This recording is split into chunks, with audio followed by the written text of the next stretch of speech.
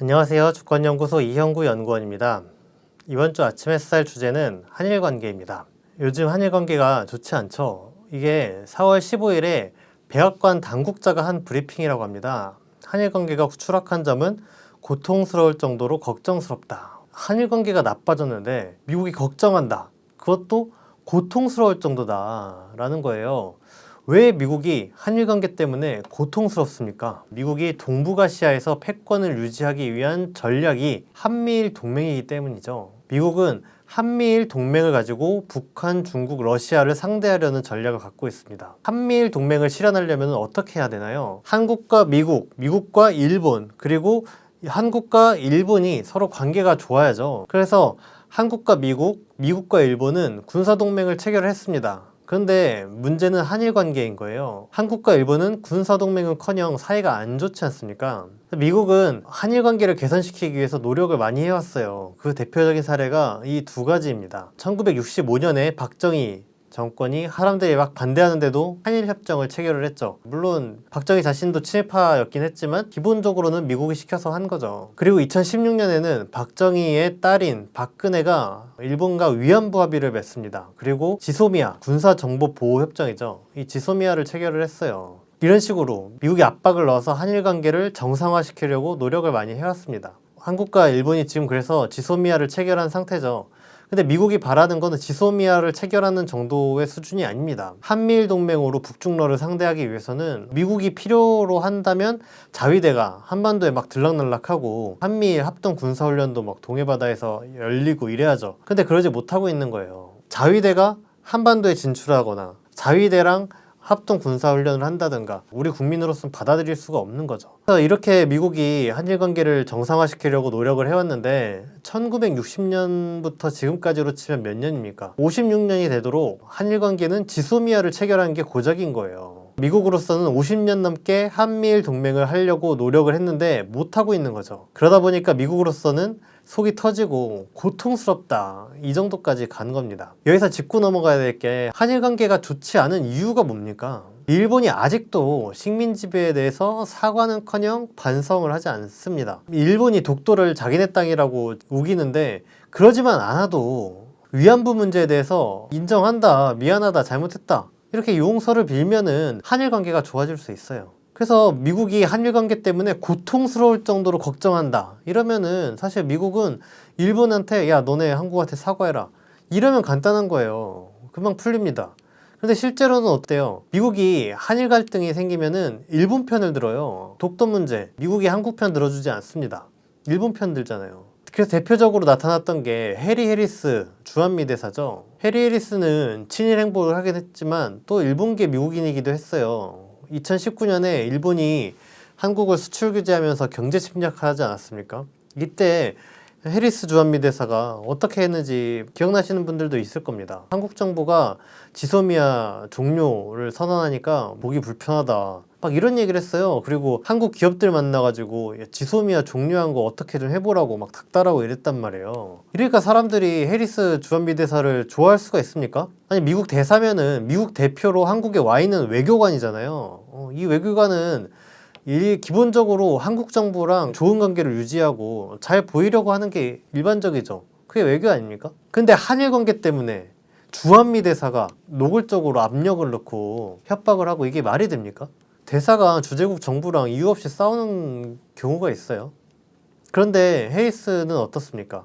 일본 편 들고 문재인 대통령 상대로 종북 좌파에게 둘러싸여 있다느니 뭐 이런 막말을 하잖아요. 이런 거 보면서 우리는 미국이 왜 저런 사람을 주한미 대사에 임명하는지 이해할 수가 없죠. 한국 내에서 미국에 대한 반감을 막 갖게 만들잖아요. 이 정도면 인사 참사 아닙니까? 그런데 미국은 해리 해리스 주한미 대사를 해고하거나 경질하거나 그러지 않았습니다. 미국은 이게 문제라고 생각하지 않는 거예요. 해리 해리스가 문제인 게 아니고 한국이 반일 감정을 갖고 있는 게 문제라고 생각하는 거죠. 미국은.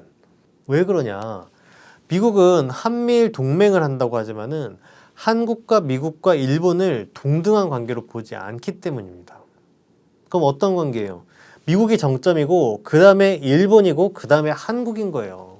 그러니까 일본은 미국 말 듣는 게 자연스럽고 한국은 미국 말 듣고 일본 말 들어야지 되는 거예요. 미국 입장에서는.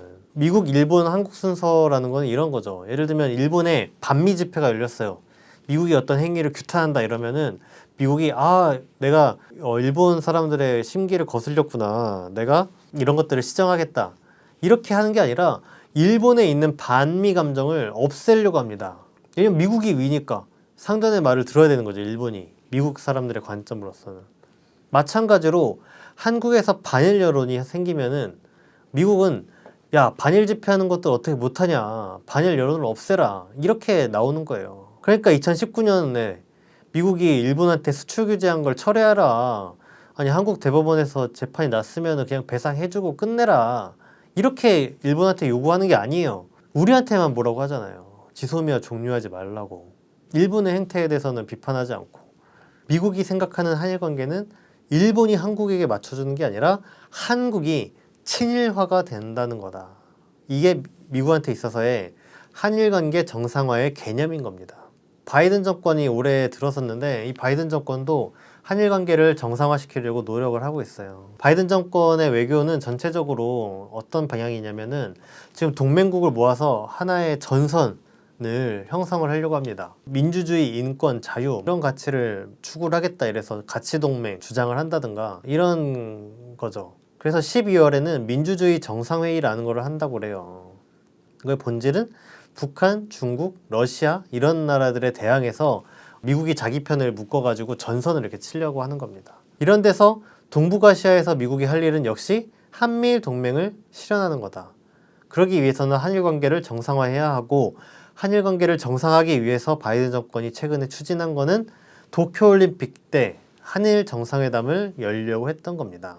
그래서 일본에서부터 한일 정상회담이 준비 중이라는 보도가 7월 들어서 막 쏟아졌습니다. 그런데 한국 국민들로서는 좀 뜬금없는 얘기였어요. 이게 도쿄올림픽 준비하면서 일본이 홈페이지에다가 독도가 자기네 땅인 것처럼 해가지고 표기한 지도를 올렸어요. 그래서 난리가 난 적이 있죠. 그래서 한일 관계가 나빴어요. 일본이 이렇게 나오니까 한일 관계가 좋을 수가 없죠. 한일 관계가 도쿄올림픽을 앞두고 한참 나빠지고 있는 와중에 갑자기 한일 정상회담을 한다니까 이게 무슨 뜬금없는 소리냐 이렇게 생각했던 거죠. 근데 문재인 정부가 진지하게 추진을 했었어요. 국민들은 다 반대하는데 황당하지 않습니까? 그래서 이런 기사가 나왔어요. 문재인 대통령이 도쿄올림픽 개막식에 가지 않겠다고 개막식 3일 전인가에 결정을 했습니다. 근데 이때 어떤 일이 있었냐면은 참모진들이 가면 안 된다고 만류를 했대요. 그래서 만류를 하니까 문재인 대통령이 창밖을 이렇게 한참 동안 바라보다가 아쉽다, 정말 아쉽다. 이렇게 수차례나 계속 아쉽다고 이야기했다는 거예요. 뭐가 그렇게 아쉽습니까? 이게 우리가 아쉬워해야 할 일이에요. 일본이 아쉬워할 수는 있죠. 도쿄올림픽도 크게 한번 잘해보려고 했는데 안 되면 일본이 아쉽겠죠. 근데 우리가 아쉬울 건 뭐예요? 왜 아쉽냐? 미국이 시켰기 때문이죠. 그래서 지금도 한일 관계가 정상화될 기미가 없죠. 그러면 어떻게 됩니까? 미국으로서는 동북아 전략에 빈틈이 생기는 거예요.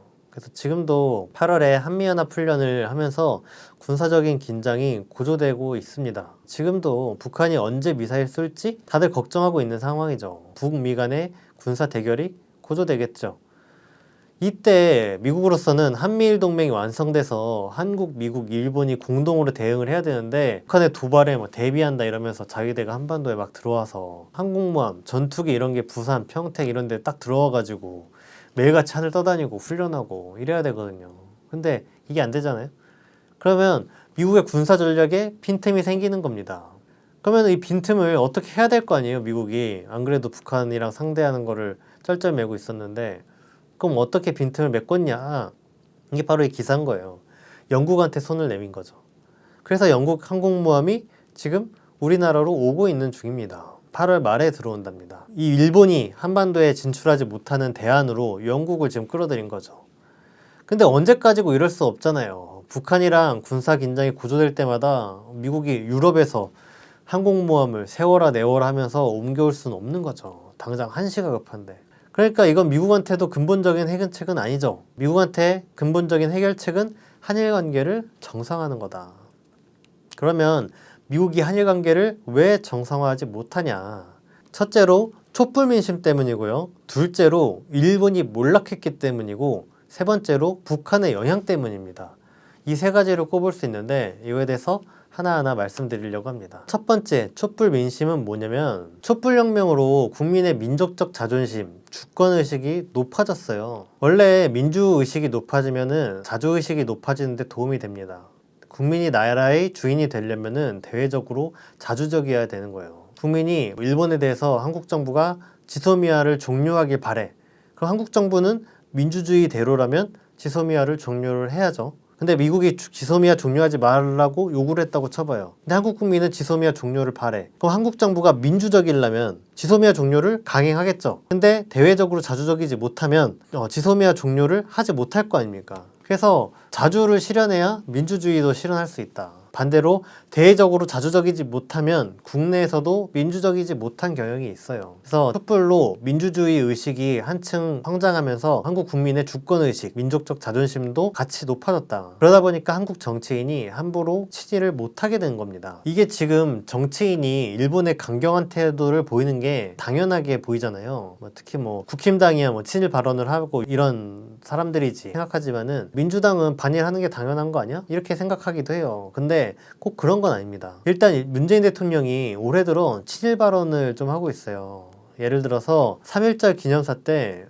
다른 날도 아니고 3월 1일 3.1 운동 한 기념일이 아닙니까? 이때 뭐라 그랬냐면은 한일 관계에서 과거에 발목 잡혀 있지 말자고 했어요. 이 말은 원래 보수 정당들이 하는 말이거든요. 보수 정당들이 야 언제까지 과거에 열매여가지고 반이라고 있냐, 이제 친일해야 된다, 이런 얘기 할 때 쓰는 말이에요. 이 말은 무슨 말입니까? 식민지 지배 사과, 위안부, 강제징용 문제 해결, 이런 거 덕후가자는 소리거든요. 사실은 문재인 대통령이 어떻게 3.1절에 이런 이야기를 되풀이할 수가 있습니까? 이번 8.15에서도 문재인 대통령이 이런 얘기를 했어요. 식민지 민족의 피해의식을 뛰어넘는 포용적인 역사의식을 가져야 된다라는 취지의 이야기를 꽤 강조해서 했습니다.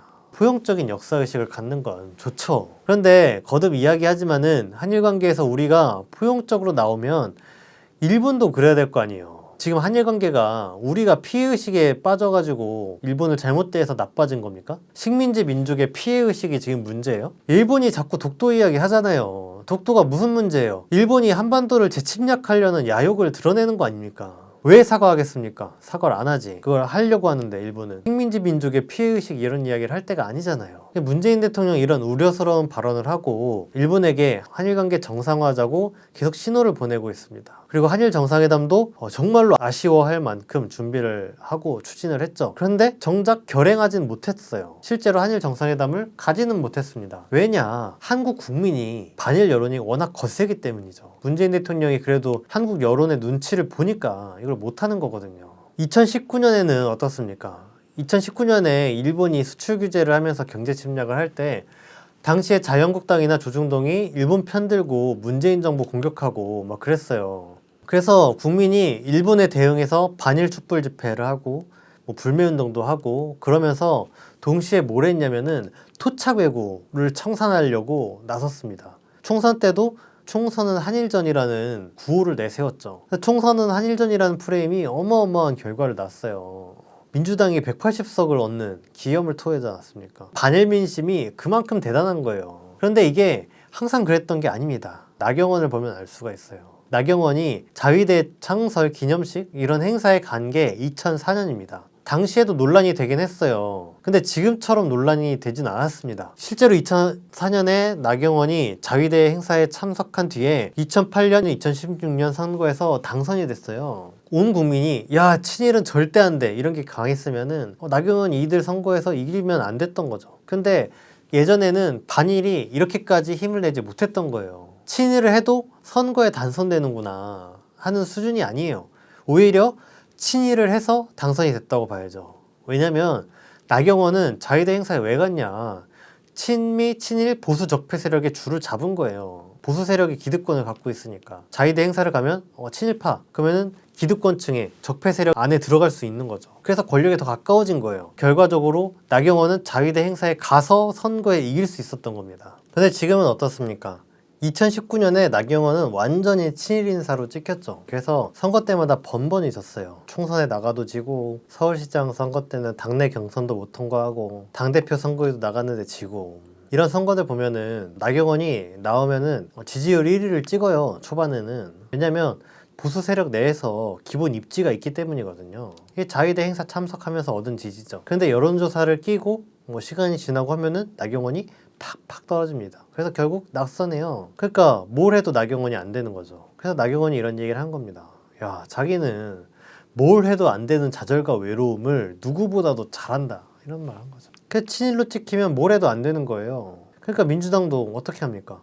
이러니 저러니 해도 선거에서 이기고 싶잖아요. 그런데 친일을 하면은 완전히 아웃될 것 같은 거죠. 그러니까 미국이 일본과 관계 정상화해라 이렇게 계속 요구를 해도 민주당이 그것만은 못하는 겁니다. 하면 안 되는 거죠. 정리를 하자면은 주권의식이 높아져서 반일의식이 자리를 잡았다. 근데 이게 아직 전면적인 반미로는 나가지 못했습니다. 한국 국민들이 촛불혁명 이후에 반미를 더 많이 하긴 해요. 그래서 예를 들어서 방위비 분담금 요구가 지나치면 미국을 비판을 합니다. 미국 차라리 나가라 이럴 거면 이런 이야기도 나와요. 그런데 반미가 전면화되지는 못했어요. 아직도 무슨 논리가 먹히냐면은 미국이 강하니까 미국 말 결국 들어야 되는 거 아니냐. 미국을 의존해야지 경제 성장도 할 수 있고 안보도 지킬 수 있다. 이런 얘기를 해요. 근데 이거는 식민지 근대화론이 아직 한국 사회에서 영향력을 미치는 겁니다. 식민지 근대화론이 뭐예요? 옛날에 일제강점기 때 일본이 강하니까 어쩔 수 없다. 일본의 식민지가 돼야지 어쩌겠냐. 오히려 일본 식민지가 되니까 도로도 깔리고 근대화된 거 아니냐. 이런 논리잖아요. 이게 지금 미국을 대하는 논리랑 똑같습니다. 식민지 근대화론이 남아있는 거죠.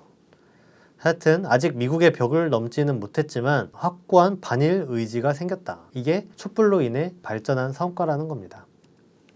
다음으로 한일 관계가 정상화되지 않는 이유는 일본이 몰락하고 있기 때문이에요. 원래 미국은 한반도를 장악하고 영향력을 미치는 데서 일본을 이용을 했습니다. 1960년에 4.19 혁명이 터졌죠. 4.19 혁명이 터지니까 어떤 여론이 나왔냐면은 가자북으로 오라남으로 만나자 판문점에서 통일하자는 거죠. 분단되어 있는 게 우리 의지가 아니다. 뒤에 현수막 보면은 이런 문구가 써 있잖아요. 이 땅이 네 땅인데 제 맘대로 오도가도 못하냐. 한반도 주인은 우리 민족인데 외세가 갈라놔서 오도가도 못한다. 우리 땅의 주인은 우리니까 우린 통일하겠다. 이런 의미 아닙니까? 그리고 이제 4.19 혁명 때 보면은 이승만 때 우리가 지지리도 못 살았어요. 북한은 경제적으로 막 발전을 하는 모습을 보이고 있었습니다. 근데 이승만은 지들이 다 헤쳐먹느냐고 경제가 피폐했죠. 그러니까 4.19 혁명도 일어나고 그러는 거예요. 미국으로서는 4.19 혁명을 달래야겠으니까 어떻게 해야 됐냐면 1965년에 한일협정을 맺게 합니다. 그래서 일본이 한국에 자본을 투하하게 만들었죠. 그래서 그 돈으로 박정희는 경부고속도로 깔고 이랬던 거죠. 그래서 돈이 들어와서 경제 발전을 이루는 것 같이 보이게 해서 민심을 가라앉혀 놓으려고 한 거예요. 그리고 그 돈으로 한국의 정치, 군사, 경제의 영향력을 확대시키는 거죠. 그러니까 미국이 일본을 이용하고 같이 써먹은 거죠. 그런데 지금은 일본이 몰락하니까 미국이 한국을 장악하는 주요 수단 중에 하나가 무너지는 거예요. 우리도 그렇죠. 일본이 상태 안 좋은데 굳이 일본에 매달릴 이유가 없잖아요. 그러니까 일본 몰락이 한일 관계 정상화를 막는 요인이 되는 겁니다. 여기서 더 살펴봐야 될 거는 일본이 왜 몰락하게 되었냐는 거예요. 일본은 자기 스스로를 경제 동물이라고 부를 만큼 경제 논리에 의해서 실리적으로 움직이는 나라입니다. 이런 경제동물이라는 일본이 몰락하는 건 바로 미국 때문이에요. 그래서 보시는 것처럼 일본의 몰락의 원인을 따라가면은 1985년에 있었던 플라자 합의가 있다. 이 플라자 합의라는 거는 뭐냐면은 미국이 1980년대 들어서 경제적으로 무척 힘들어졌습니다. 미국이 무역 적자와 재정 적자를 동시에 겪는다고 해가지고 쌍둥이 적자를 겪었다고 해요. 무역 적자는 미국이 무역을 하면 맨날 적자만 보는 거예요. 일본은 수출하고 미국은 사고 맨날 이러기만 하니까 미국이 쓰는 돈만 나가는 거죠. 미국도 수출을 해서 돈을 벌어야 그 돈으로 다른 나라 물건을 사는데 수입이 수출보다 맨날 많은 거예요. 그러니까 적자를 보죠. 그래서 미국이 어떻게 했냐 해답을 낸 게 일본을 쥐어짜는 거죠. 어떻게 쥐어짰냐면은 엔화 가치를 확 높여버린 겁니다. 지금 우리나라 돈 $1 환율이 있잖아요. 1달러당 1180원대예요. 근데 1달러가 갑자기 500원이 된다고 쳐봅시다. 그러면 달러 가치는 낮아지고 우리나라 돈의 가치는 높아진 거예요. 그러면 어떻게 됩니까?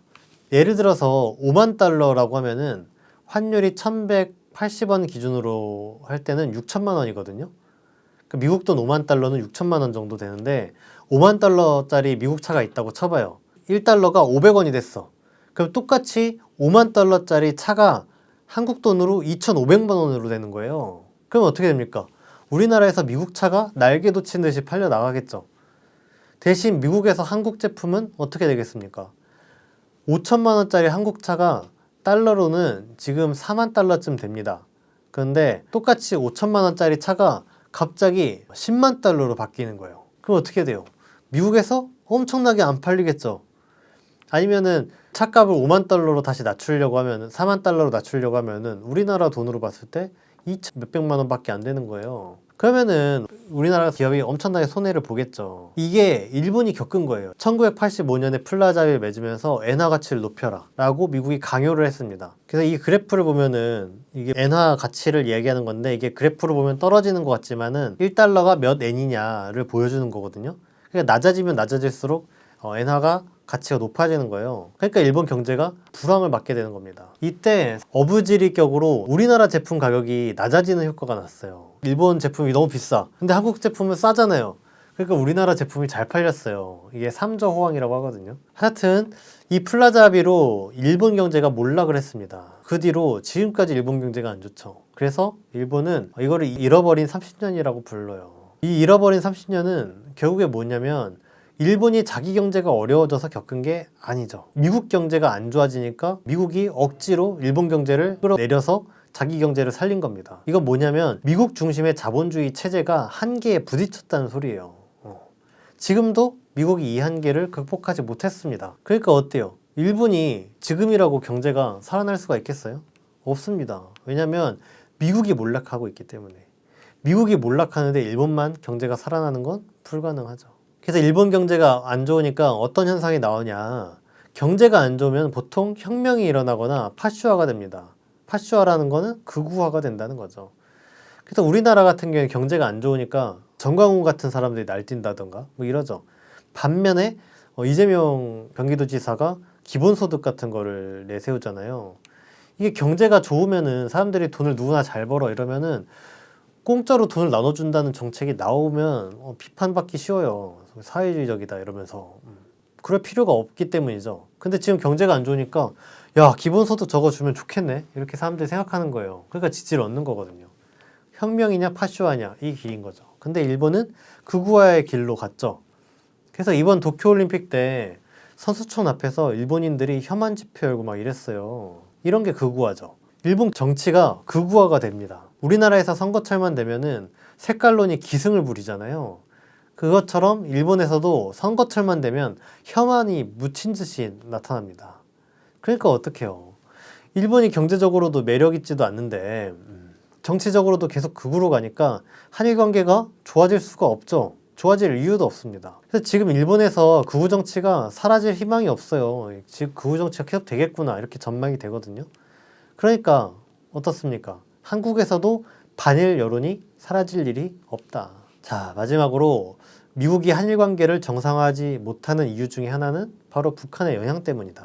북한은 아주 강한 반일 태세를 보이는 나라죠. 이 북한이 일본 비난하는 거 보면 아주 찰지지 않습니까? 올해 8.15 때도 북한이 일본이 침략행위와 반인류적 범죄를 저질렀는데 이거에 대해서 피해 대가를 기어이 받아내겠다는 식으로 맹비난했어요. 그리고 일본이 도쿄올림픽 때 아까 말했던 우리 현수막 가지고 비난하고 혐한 집회 열고 막 이러니까 북한이 뭐라 그랬냐면은 외나라 족속들은 천년 숙적이고 악성 바이러스보다 더 나쁘다 얘기를 했어요. 그러니까 한국 국민들의 반응이 어떻습니까? 좋아하죠.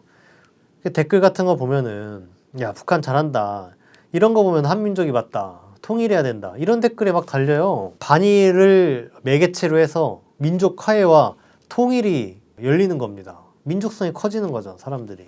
이런 상황에서 정치인들이 친일을 못하는 거예요. 국힘당이야 자기 설정이 친미 친일이니까 지금도 상관없이 친미 친일을 하는데 사실 국힘당은 아직도 친미 친일을 하니까 선거 때마다 죽쓰는 거거든요. 근데 여기서 민주당이 친일을 하면 어떻게 됩니까? 몰락을 하겠죠. 국민들이 가지고 있는 이 반일 감정을 어떻게 할 거예요? 그럼 민주당이 만약에 친일한다 이러면 민주당이 몰락을 하고 국민들은 어떻게 됩니까? 반일을 하는 정당에게 눈길을 돌리게 되겠죠. 더 진보적인 정당. 반일이라고 하면 민족 자주 세력이잖아요. 민족 자주 세력은 통일 지향 세력이죠.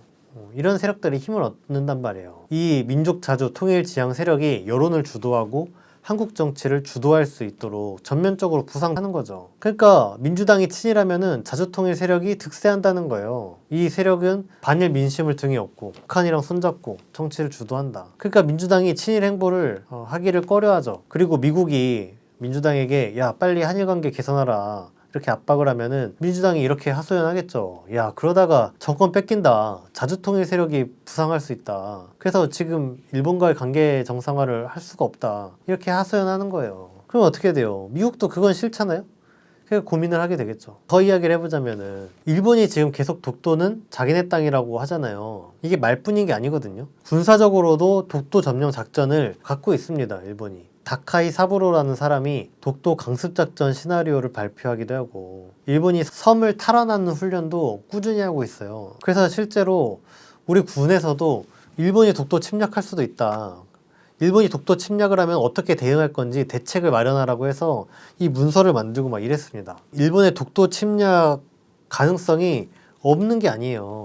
따져보자면은 어떻게 되냐면은 일본이 독도를 침략하면 어떤 일이 벌어집니까? 일단 미국은 어떻게 하겠어요? 미국은 아까 말했죠. 일본 편이잖아요. 근데 미국이 굳이 한국 편을 들어주겠습니까? 미국이 야 일본이 독도를 공격하네? 주한미군 출동시켜서 일본이랑 전쟁해야겠다. 이렇게 하겠어요? 아니죠. 절대 그러지 않습니다. 미국에 대한 환상에서 벗어나야죠. 근데 여기서 더 심각한 문제는 미국이 안 도와주는 수준이 아니라 미국이 우리 군대에 전작권을 가지고 있잖아요. 미국이 출동시키지 않으면 못 나가요. 미국이 우리 군을 지휘를 해야 되는데 미국은 일본이랑 안 싸우잖아요. 지휘를 안 하죠. 한국군이 출동할 수가 없습니다. 미국이 막아요. 그럼 한국 정부는 어떻게 돼요? 한국 정부가 자체적으로 동원할 수 있는 건 해경, 경찰력밖에 없어요. 근데 해경이 자위대랑 싸워서 이기겠습니까? 지겠죠. 이런 상황인 거를 놓고 보면은 일본이 독도를 공격하지 않을 이유가 없어요. 이건 다들 많이 고민을 해보셨으면 좋겠습니다. 우리는 막연하게 일본이 독도를 공격하지는 않겠지 이렇게 생각을 해요. 근데 일본이 이걸 못할 이유가 있는지 한번 생각을 다들 해보셨으면 좋겠어요. 근데 따지고 보면 없습니다. 그런데 현실에서는 일본이 독도를 공격하지 않고 있잖아요. 이거 왜 그러냐? 북한 때문이다 라는 거예요. 일본이 독도를 침략합니다. 미국이 한국군 출병을 막아요. 그래서 일본 편을 들어줬어요. 그래서 우리 군은 쩔쩔 매고 있고 해경을 내보냈는데 막 깨졌어. 이런 상황에서 북한이 일본 군함을 미사일로 격침시키기라도 하면 어떻게 됩니까? 그럴 수 있는 가능성이 있죠. 이런 일이 벌어지면 바로 통일로 가는 겁니다. 북한 군사력은 반일을 하는 군사력, 민족의 군사력으로 여겨질 거 아니에요. 반일이라는 이 매개체로 남과 북이 똘똘 뭉치고 공감대를 형성하고 민족성이 발양되고 그렇게 해서 통일로 가게 되는 거예요. 지금도 보세요. 일본이 독도 도발 같은 거 하면은 기사 댓글에 이런 댓글 막 달립니다. 북한더러 일본에 미사일 좀 쏴달라는 거예요. 일본을 향해서라면 북한 핵도 이미 우리 핵이에요. 우리 군사력이야 막. 반일이 북한 핵에 대한 반감도 완화시켜 주잖아요. 통일되면 우리 핵이다. 우리 민족 거다. 이렇게 생각하게 만든다는 거예요. 반일이. 이렇게 되니까 미국과 일본으로서는 아주 낭패죠. 독도 침략을 할 수가 없죠. 이러면. 그리고 미국도 한국에 야 너네 빨리 친일해라 이렇게 강요하지 못하는 겁니다. 한국 여론을 보면은 북한이 2018년, 2019년 때 미국, 중국, 러시아랑 정상회담을 연달아 했잖아요. 이때 일본이랑은 정상회담 안 했어요. 일본이 정상회담 하자고 애걸복걸 하는데도 안 했습니다. 그러니까 우리 국민들이 좋아하잖아요. 만약에 북일 정상회담을 했으면은 우리 국민이 북한에 느끼는 연대감이 덜해졌을 겁니다. 근데 북한의 반일 태세가 아주 확고하니까 이 확고한 반일 태세가 미국의 한일 관계 정상화 시도를 저지하는 영향을 준 거예요. 그리고 문재인 정부가 야 미국의 요구라서 어쩔 수 없다 라는 명분으로 일본에 함부로 쉽사리 저자세를 보이는 것을 저지하고 있다는 겁니다. 이제 결론을 질 때가 됐는데 동북아시아는 매우 중요한 지역이에요. 미국이 지금 가치동맹이니 뭐 민주주의 정상회의니 쿼드니 뭐 이런 거 하는 것도 결국에 북한, 중국, 러시아에 맞서서 전선을 형성하려는 시도입니다. 근데 이 북한, 중국, 러시아는 다 동북아에 모여 있잖아요. 그러니까 미국으로선 굉장히 중요한 지역이죠. 그리고 이 중요한 지역에 대한 전략이 바로 한미일 동맹이다. 그러니까 미국한테 한미일 동맹이 얼마나 중요하겠습니까? 그런데 이 한일 관계가 나빠서 한미일 동맹이 안 되고 있다. 이 한미일 동맹은 무엇 때문에 못하고 있냐? 촛불이 주권의식을 높였기 때문에, 미국과 일본이 몰락하고 있기 때문에, 그리고 북한의 영향력이 확대되고 있기 때문에. 그래서 어떤 사람들은 한일 관계가 지금 안 좋은 거는 문재인 정부가 반일 정권이어서 그렇다. 보수 세력들이 이렇게 주장하죠. 근데 그런 건 아니다. 한일 관계가 안 좋은 거는 그냥 정권의 성향 때문이 아니라 미국의 힘이 몰락하면서 생기는 구조적인 문제라는 거예요. 특히 한국 국민의 주권 의지가 높아지는 거, 그리고 북한의 영향력이 확대되고 있는 거는 미국의 시대를 저불게 하는 요소로 작용하고 있다고 할 수 있습니다. 그래서 여기까지 해서 한일 관계에 대해서 살펴봤습니다. 오늘 아침 햇살은 여기까지입니다. 시청해주셔서 감사합니다.